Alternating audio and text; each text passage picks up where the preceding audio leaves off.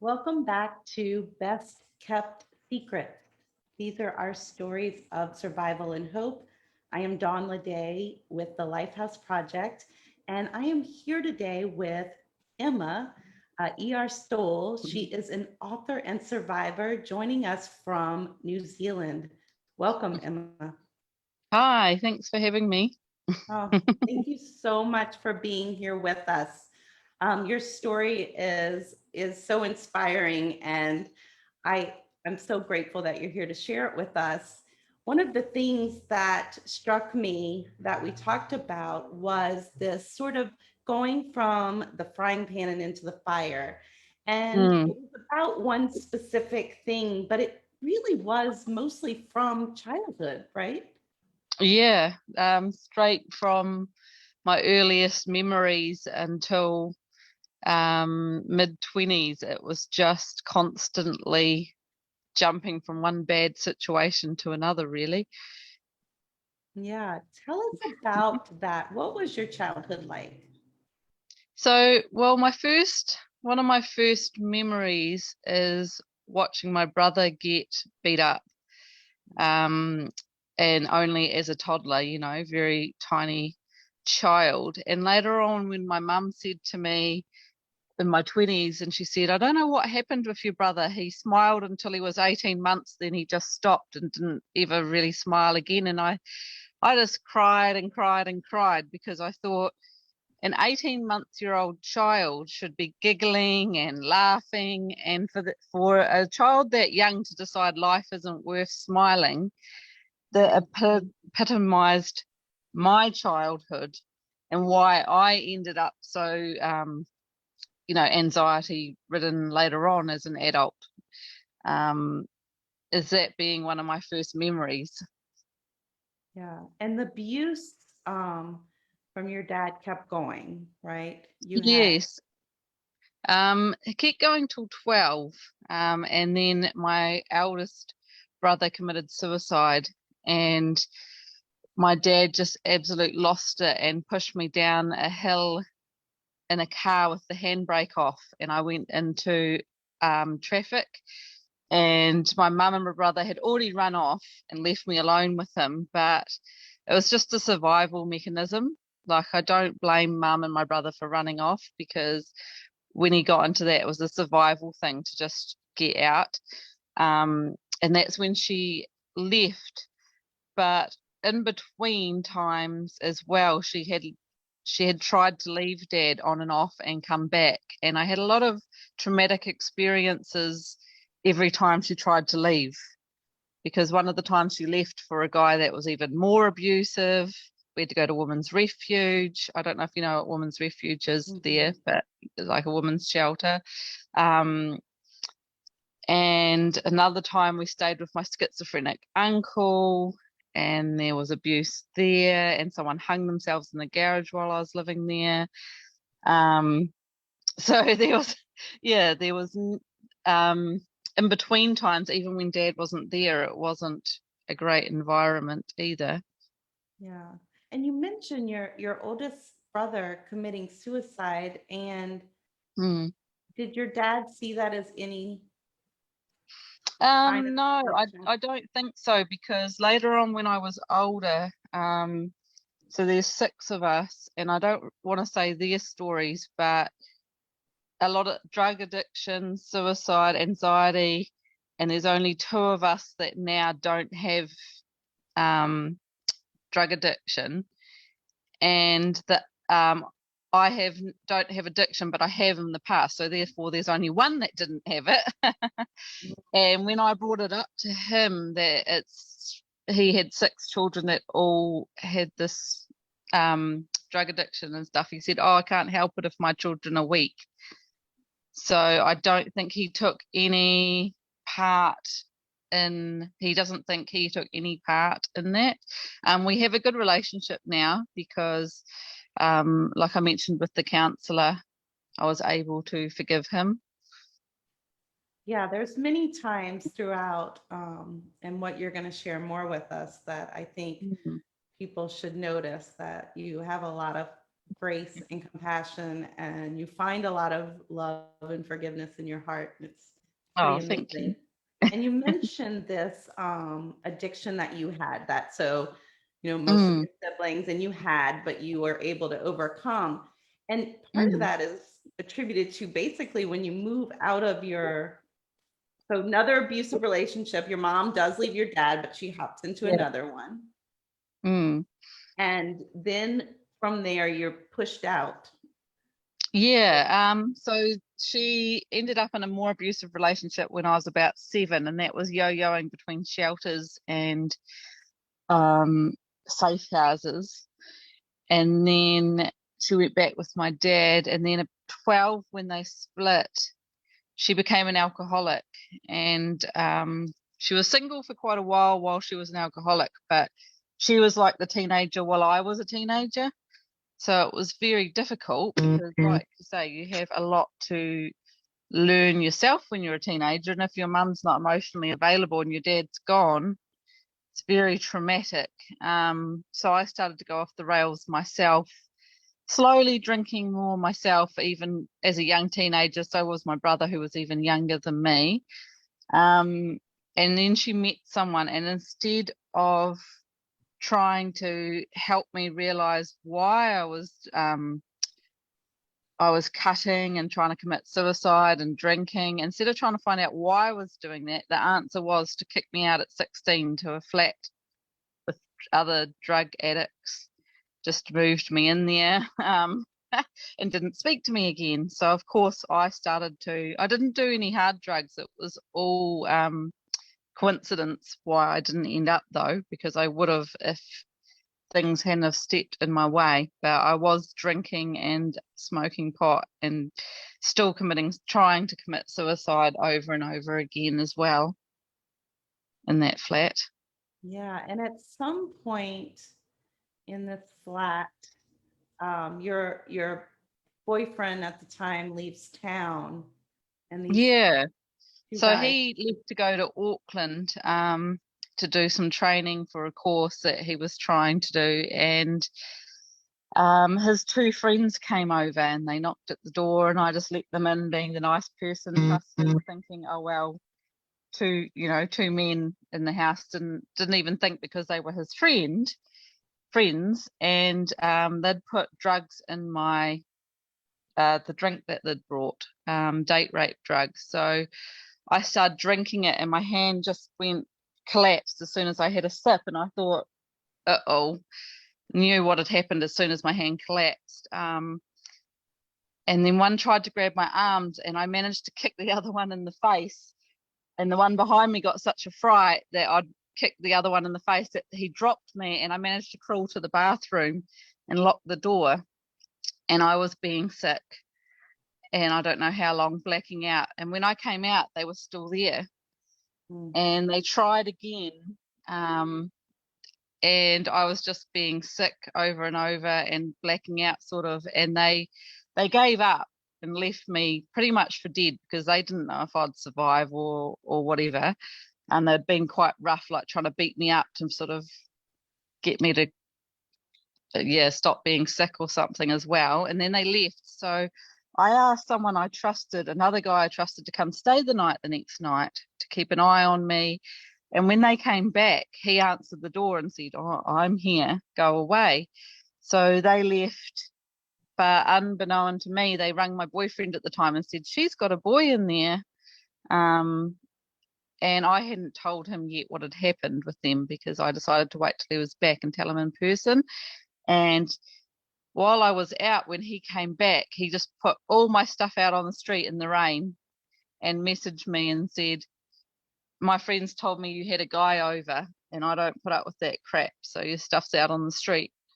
So And did so you, I ended up moving in with the guy that I'd trusted, that had stayed the night. And then, of course, he thought something had happened. Because I was with him, but I had no other option. I couldn't go home. Can't just move all your stuff into somewhere you don't know. So I went in with him, and he was really lovely for about 6 months, buying flowers, being really nice. But then he started to be abusive as well. So I was just couldn't believe I'd ended up back in the situation again. Yeah. And so at some point, this in between this, there's another suicide attempt, right? Where Yeah. you're and there's two, you lose 2 days. Yeah, that was while I was at the flat with all the drug addiction before my boyfriend kicked me out. Um, I'd taken a handful of half sleeping pills and half pain meds, just mix them up and started trying to take them, drinking the water, and then passed out. And when I came to, I was covered in vomit that I hadn't remembered vomiting. And I felt so nauseous. I think I still have probably stomach damage because I've never had a right stomach ever since. Um, and I tried to drink the water, but as soon as it went down, I just reached it back up. So I crawled to the kitchen and tried to get more water because my hands were like this, so I'd spilt the water I'd tried to take. So I tried to get more. And my friend rang me and said, "Oh, did you watch some program?" And I said, "No, that's on tomorrow." And she said, "No, today's Tuesday. What are you talking about?" And that's when I realized that I'd been unconscious for 2 days. And the fact that no one had found me for those 2 days made me even more depressed because I thought, well, how long till someone actually cared enough to go in my room and find me? But I do think it highlights how difficult it is when you're in that situation to reach out, because I just said goodbye to my friend. And never told her, never reached out, never told anyone what had happened. But if I'd told her what I'd done, you never know. She could have helped me, but she couldn't help me because it's very hard to open up. Yeah. And so you didn't tell her, and now next you're in with this relationship of this person who supposedly stepped in to save you in a way. Yeah. And he's sending flowers for 6 months and being kind and loving. And then it turns abusive. Yeah. So the first thing he did was we were up a hill in the car just talking, and then he got mad and he made me get out up the hill in the dark. He made me get out and he said, "You're walking home." And I was like, I don't know where I am. And he was like, "Oh, well, you shouldn't have made me mad," and just took off. So I had to walk down this hill in the dark until I could hitchhike a ride to get home. I didn't have a cell phone. Nowadays, people would most likely have phones on them, but didn't have a cell phone back then. And he probably could have taken it off me anyway because he was that type of person. He would have taken it with him as punishment. Got back and he just did things like that over and over. Like if I went to a party, he would come and leave, take me out of the party, take me home, drop me home, and then he would go back to the party.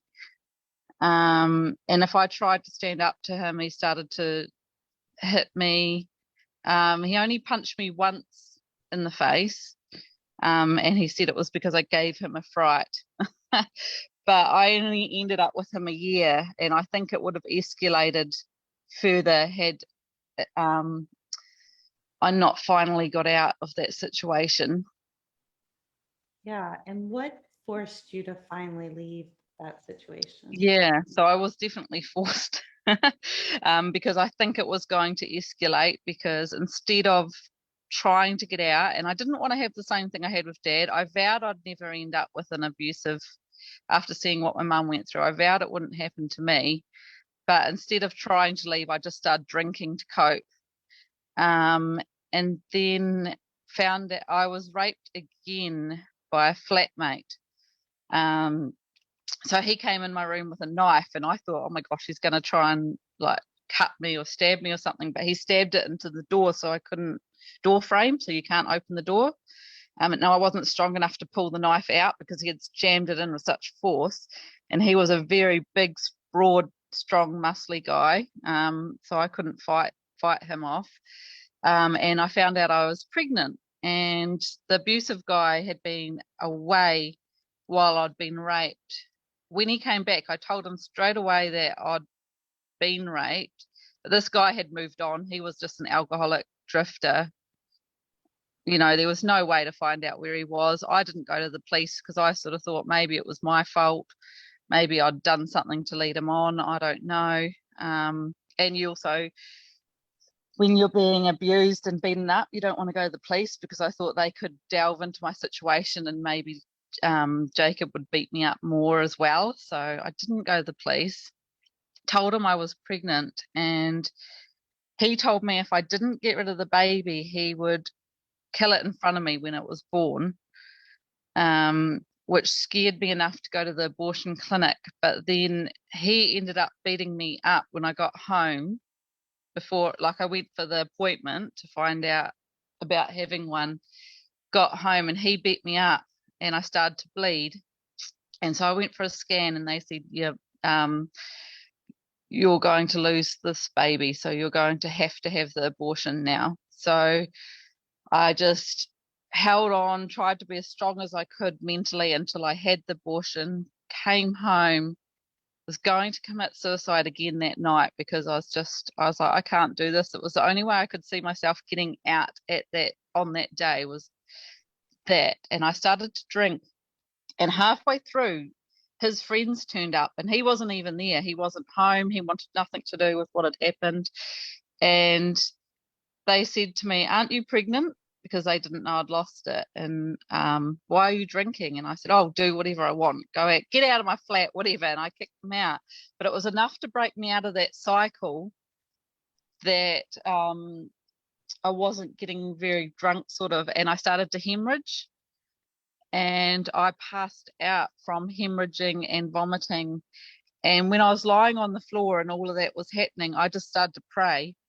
And I was just like, dear Lord, if you're real and you're out there, you need to get me out of this, because next time I'll just jump off a bridge. I won't muck around at home trying to do this. And I said, I can't. I just literally cannot do this anymore. And then in the morning when I got up, I went to the doctor, and my mindset had just changed. I'd just decided, no, that's that. This flat is done. I'm walking out of this flat. If he tries to come and get me and do something, that's his problem.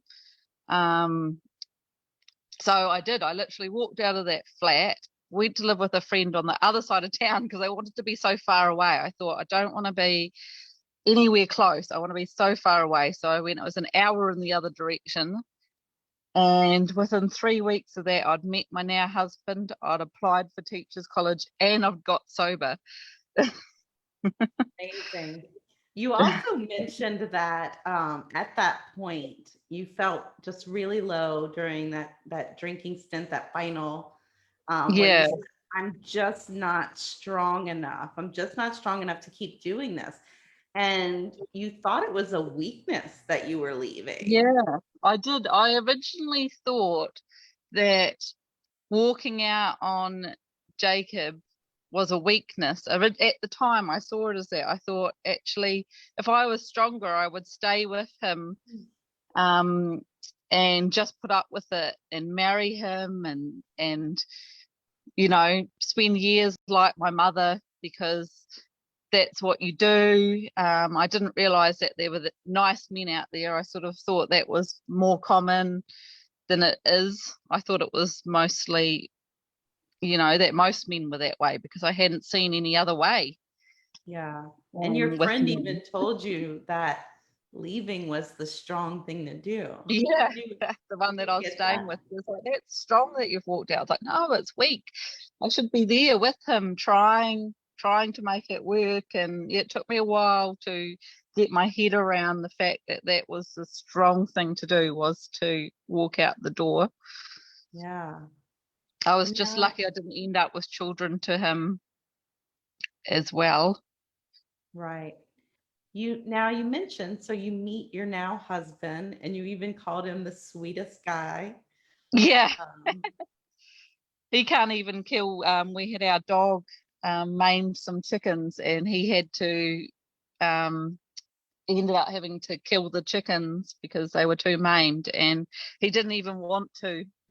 he was going, oh, I can't do it, I can't do it. And I was thinking, oh my gosh, how I've ended up with someone who is really sweet and can't even do that, as opposed to all the things I saw.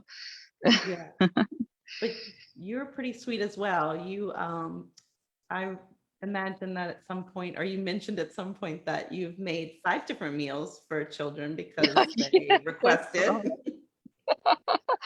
That's right. When I used to babysit when I was a teenager, for my cousins, um, they used to ask for different things. So I used to make them 5 different options. It was when I went to teachers college that was probably a good thing for me, because I learned how to set boundaries. So Mm, it was good. It was good learning for me with children, but also just good in general to learn how to set boundaries, and how it's actually good for, because you learn psychology and brain development when you do a teaching degree as well. So it was quite good for me. I grew up a lot. That was 20 to 23, and yeah, I grew up a lot in that time. yeah, boundaries can be a kind, loving thing to do. Yeah, important. So you studied early childhood development and you learned about boundaries and you met this sweet guy that became your husband. But there are some lasting effects from this trauma and this abuse. Mm. Can you talk So about what happened was, when I had my two, I'd sort of pushed it all to the back of my mind, and I thought I'd healed, but I hadn't really realized that I hadn't healed. There was underlying anxiety and depression that I was medicating. And it wasn't until I had my two, and I had a girl and a boy with the same age gap as my brother and I exactly. And when they were um, 3, nearly 4, and 18 months, I just suddenly remembered my brother being beaten up at 18 months and seeing that. And I kept seeing someone beating up my 18-month-old child, and I just kept crying, because I kept thinking, who would do that to an 18-month child? Who could even hurt this child so young? And I started to spiral downwards into more depression, because I kept thinking, and I had this idea of perfectionism. Every time I had to, I'd learned how to set boundaries, but emotionally trying to set them without worrying about the guilt. I kept thinking, oh, going to harm them long term, because my brother and I were harmed long term. So everything I did, and I questioned everything I did, and I just spiraled a bit out of control. I didn't start drinking again, but I did drink again one day, for a day. And then at the end of the day, I thought, no, I'm just going to end up same situation with a nice guy, but this time I'm going to do it to myself. Mm, And I'm choosing it this time. It's not put on me this time. I'm making the choice. So I went to the doctor, and I saw a really good counsellor, and he said this PTSD that you've pushed to the back of your mind is like a rock. And he said, if you imagine carrying a physical rock around all the time, day and night, brushing your teeth, going to bed, and it's right there, and you haven't dealt with what that rock represents, you've still always got it. mm, So he told me to imagine just throwing it away. And that's what PTSD, not ignoring it. You don't just ignore it, but working through it. And so you just got to throw it away. So I actually went down to the river, and I picked up a rock, and I sat there, and I just sort of meditated and thought about it, and I did throw it away. And I just thought, okay, I'm going to heal this. I'm going to spend the time healing this. And he was right. It wasn't like you just throw it away and you feel lighter, but it keeps coming back. So you mhm, have to keep dealing with it. And I learned the best way to deal with it is not to just push it aside. I needed to tell my husband. I needed to tell my friends. I'd lost friends in between times anyway, because of my PTSD and them not understanding why I had such high anxiety. So yeah, actually telling people, this happened to me, this is why I'm anxious, and I'm dealing with it. The odd people leave, but the odd people leave anyway, yeah. no matter what. So, but true friends, stayed there and helped me deal with it. So, Yeah. that was It's really good healing. amazing self-awareness that you had in the midst of that, what could have been your downward spiral back Yeah, into. So before you even went to this counselor, it's just really incredible that you had that awareness. It shows like how you were able to pull yourself out so many yeah. times and It make did it take a couple lasting. of years, to be honest. And I live in a small town, so probably people would have noticed back then, but I didn't have the self-awareness at first to notice I was spiraling downwards at first, and I just thought I'd medicate it more, which doesn't always work when it's emotional trauma that you're meant to heal. Yeah. And so we talk about the PTSD, but as a result, you actually have physical effects as well with fibromyalgia and chronic fatigue. Yeah, so well, there's lots of theories around fibromyalgia, what causes it, and one of them is childhood trauma, because Mm, you release. The theory is that when you're a young child, if you keep releasing your cortisol all the time and go into fight and flight, by the time you're an adult, you've used it all up. So you don't have functioning adrenal glands, which I don't have functioning adrenal glands.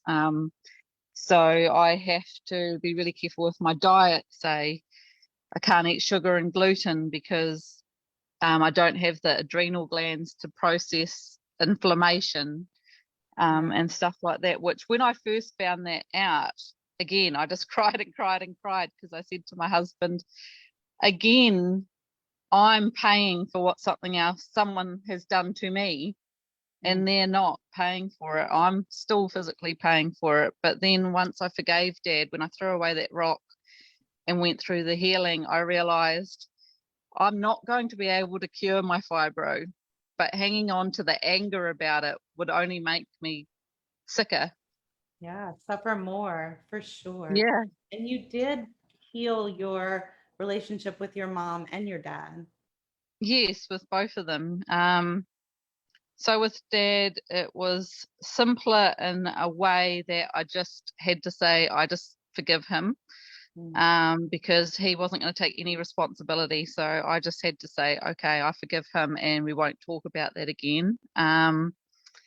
When he read my book, he said to me, I wish could say I'm sorry. So I thought the fact that he said he wishes he could is probably as close as someone like that is going to get to actually apologizing. So I took that. And then with mum, it was more complex because you're a bit closer with your mum and you speak on a day to day, almost day to day basis. So that was a bit harder. And she found it harder as a mum that I was going to put some of my story out there and that she didn't protect me from certain things that had happened. She didn't partake in any abuse, but that it had happened. But once she read my book and realized, she said to me, "Okay, no, that I'm proud of you. This needs to go out there," and we worked through it. So nice. Yeah. So speaking of your books, you have out Beautifully Broken, and it's part yeah, of actually a trilogy that will release the next one in November and then the third the following. Um, Tell us yeah. a little bit about that. So it's a fiction. It's not a memoir of sorts, but it's written as a romance. But I used my PTSD to make the character a lot more complex than your Mm, usual romance story. So she's with a guy. He's not abusive, but it's not quite right, and she falls in love with someone else, and that makes her question life. And she realizes she had underlying PTSD. So I was able to draw on my experiences because she had a traumatic childhood that she had shoved to the back of her mind as well. And she realizes that she has PTSD. And then in Beautifully Breaking, she becomes an alcoholic. So I use my experiences with that to write about that. But it's still in the romance genre. And then Beautifully Becoming is where she overcomes PTSD. And I Yeah. wanted to write it as a romance because, and there's also a lot of side characters as well. Well, six side characters all up, because I wanted to really get into psychology in it. Um, the interactions of that toxic friend, how they can influence us, or social media, how social media, one of her friends is an influencer, and how that affects us these days with our psychology as well, and how much harder it can be to heal sometimes within that. And then the romance, obviously I could get into a lot more psychology around the men's psychology, what the characters of the men are going through, but also her, and I could just really delve into it a bit more.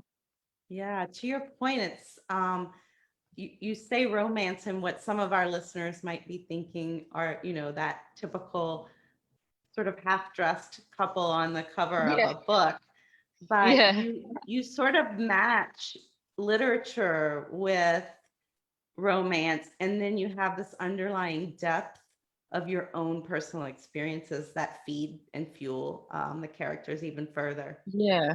That's one thing that I didn't want to do with the cover. I had people tell me I had to have a half naked couple on the on the cover, or at least a man half dressed or something like that. And I was, no, because it's contemporary romance. It's not straight romance. And I ended up doing these lips with yellow coming out and then a lemon at the bottom, because it's the PTSD that she wasn't aware she was holding, and it starts to come out and affect her life. And the lemon represents the bitterness. When you have PTSD, it's bitter and it affects all of your life.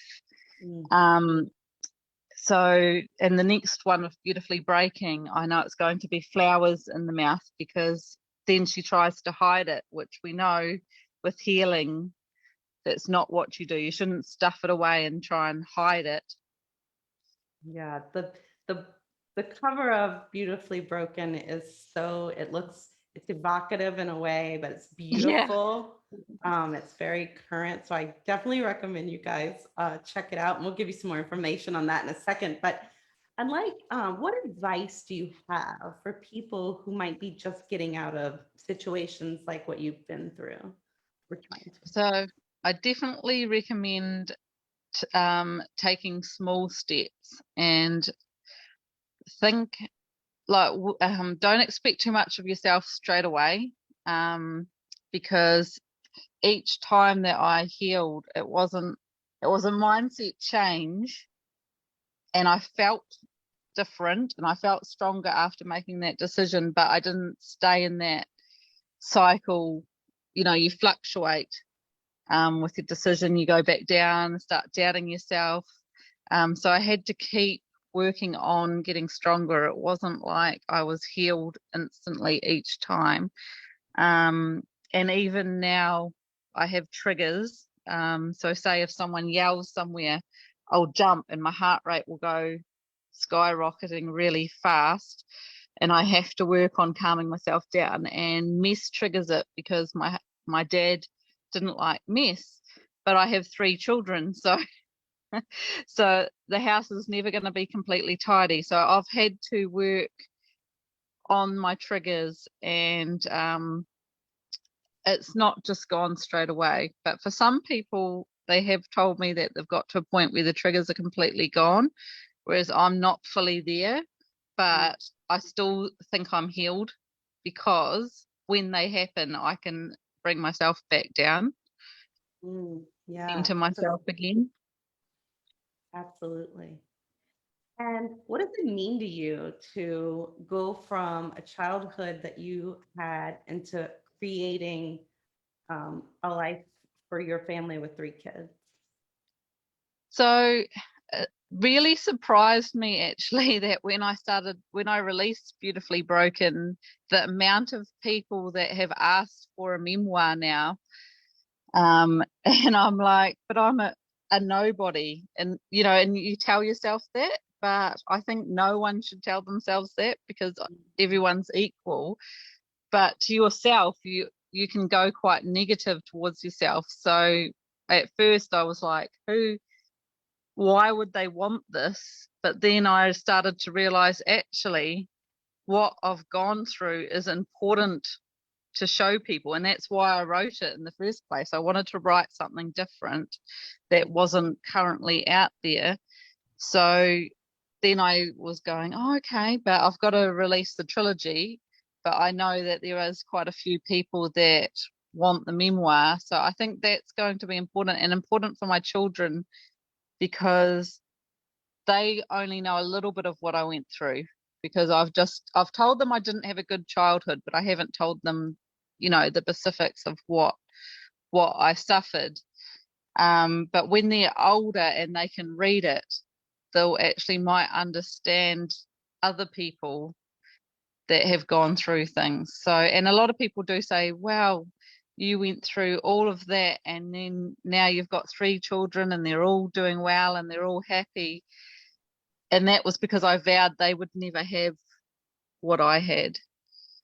They would Yeah. never suffer how I suffer. And I did spend a few years when they were younger spiraling down and almost talked myself into committing suicide again, because I thought, well, I have fibromyalgia, because that's when I had severe fibro as well. And look at me spiraling down out of control. They don't need a mother that's like that. So I would be better off gone. But then once I healed, I realized you're never going to replace a mother. So if Mm. I'd gone and decided they would be better off without me, they would have never healed again from that, because you don't heal from your mother. So, from something like that. So I realize how important it is now, especially for them. Yeah, absolutely. And you are 100% somebody. And we're so thrilled that you are able to share your story with us and in any format you do. So if you do put out that memoir, please definitely let us know. Is Yeah. there anything else you'd like to add? Just believe in yourself, no matter how far down. It's really hard when you're in that moment to actually see anything better. But what I couldn't see back then, that has now happened later on, I wouldn't have believed it if you'd come and told me how Mm, much life can change. So just hold on to that when you get, in those moments, just hold on to that things can get better, and remember to reach out. I think it's important to tell other people, no matter how hard it is to initially have that conversation. You're much better off once you have.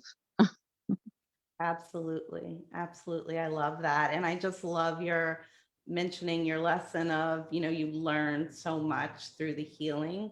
So don't Yes, rush it. Yeah. exactly. Yeah, you learn. If I had have rushed that healing when I first realized that I needed to heal the PTSD, that I wouldn't have learnt as much as I learnt. So, and even the same with writing Beautifully Broken. It took me 3 years to write, and I didn't rush it the whole time. I spent the time really getting into the character and learning the story, but also learning myself. Mm. And I think with everything we do, it's important to be quite self-aware and realize what we can learn from each situation, because it really does help your healing if you can bring it with you into the future. Well said. Well, thank you so much, Emma, for joining us. And if you want to check out each of Emma's books, you can go to Stowell. It's Stowell author.com, and you'll see Beautifully Broken available now. It's available if you're in New Zealand, but also on Amazon everywhere. You can also keep an eye out for when the next release in November of Beautifully Breaking, and then in the future, Beautifully Becoming. And that is our show for today. We're so grateful for Emma joining us. If you have a story that you want to share with us of survival, of hope, please email us at survivors@lifehouseproject.org. And if you want to learn more about what we're doing at Lifehouse Project, please do go to lifehouseproject.org and tune in next week, same time and we'll have another story of survival and hope. And we hope to see you there. Thank you.